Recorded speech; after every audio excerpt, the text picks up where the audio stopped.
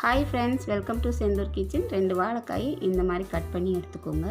இன்றைக்கி நம்ம கிச்சனில் கல்யாண வீட்டு டேஸ்ட்டில் ரொம்ப குயிக்காக ஒரு 10 நிமிஷத்தில் ஒரு சூப்பரான வாழைக்காய் வறுவல் தான் பார்க்க போகிறோம்.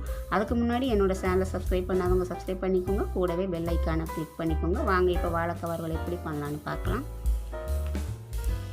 இந்த வாழைக்காய் வறுவலுக்கு நான் இன்றைக்கி 3 குழிக்கரண்டி எண்ணெய் சேர்த்துருக்கேன். நீங்கள் எடுத்துக்கிற வாழைக்காய்க்கு ஏற்ற மாதிரி நீங்கள் எண்ணெய் சேர்த்துக்குங்க. வாழைக்காயை நல்லா வடிகட்டி தண்ணி எதுவும் இல்லாமல் சேர்த்துக்கலாம். இதை இந்த மாதிரி மிக்ஸ் பண்ணி விட்டுக்கிட்டே இருங்க. அப்போ தான் எல்லா சைடும் ஈவனாக ஃப்ரை ஆகி வரும். இந்த வாழைக்காய் வறுவலுக்கு பார்த்திங்கன்னா குறைஞ்சது ஒரு 10 நிமிஷம் தாங்க ஆகும். வாழைக்காயை நீங்கள் எந்த ஷேப்பில் வேணாலும் கட் பண்ணிக்கலாம். ஆனால் ஒவ்வொரு பீஸும் ஈவனாக இருக்கிற மாதிரி கட் பண்ணிக்கணும். அப்போ தான் எல்லாமே நல்லா வறுபட்டு வரும். எல்லோரும் வாழைக்காய் வறுவல் பண்ணும்போது நல்லா டீப் ஃப்ரை பண்ணிவிட்டு பண்ணுவாங்க.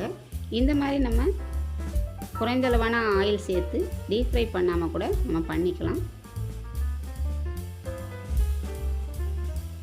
வாழைக்காய் ஃப்ரை ஆகிட்டு இருக்கட்டும். இப்போ நம்ம ஒரு மசாலா ரெடி பண்ணிக்கலாம். 10 சின்ன வெங்காயம், 6 பூண்டு சேர்த்து கூடவே மிளகு சேர்த்து நம்ம அரைச்சி எடுத்துக்கலாம். வாழைக்காய் பாதி அளவு வறுபட்டதும் உப்பு சேர்த்துக்குங்க.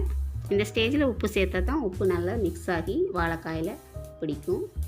இதை நல்லா மிக்ஸ் பண்ணி விட்டுட்டு நம்ம இப்போ மசாலா சேர்த்துக்கலாம்.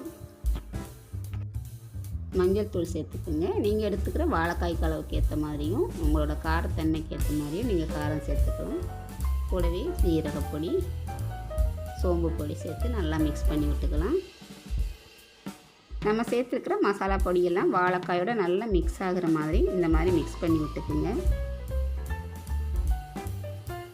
மசாலா பொடி இந்த மாதிரி நல்லா மிக்ஸ் ஆனதை நம்ம அரைச்சி வச்சுக்கிற பேஸ்ட்டை சேர்த்துக்கலாம். சின்ன வெங்காயம், பூண்டு, மிளகு சேர்த்து அரைச்சி வச்சுருக்கோம்.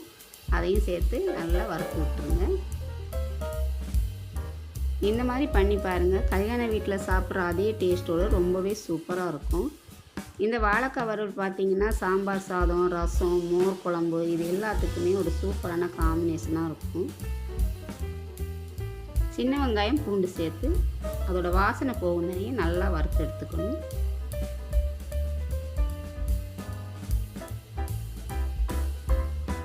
வாழைக்காயை ஈவனாக கட் பண்ணி மீடியம் ஃப்ளேமில் வச்சுட்டு பக்கத்துலேயே நீங்கள் இதை பண்ணிங்கன்னா ஒரு 10 நிமிஷத்தில் குயிக்காக நீங்கள் இந்த ஃப்ரையை பண்ணி முடிச்சிடலாம். சின்ன வெங்காயம், பூண்டு வாசனை போய் இந்த மாதிரி நல்லா ஃப்ரை ஆகி வரணும்.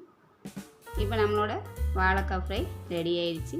பாருங்கள், நல்லா வறுபட்டு வந்திருக்கு. அவ்வளோதான் ஃப்ரெண்ட்ஸ், சூப்பரான வாழைக்காய் வறுவல் ரெடி. வாழைக்காயை டீப் ஃப்ரை பண்ணாமல் இந்த மாதிரி ஒரு சிம்பிளான ஒரு வாழைக்காய் வறுவலை நீங்களும் உங்கள் வீட்டில் பண்ணி பாருங்கள். எப்படி இருக்குன்னு உங்களோட கமெண்ட்ஸ் சொல்லுங்கள். லைக் பண்ணுங்கள், ஷேர் பண்ணுங்கள். இன்னொரு வீடியோவில் நான் உங்களை சந்திக்கிறேன். நன்றி, வணக்கம்.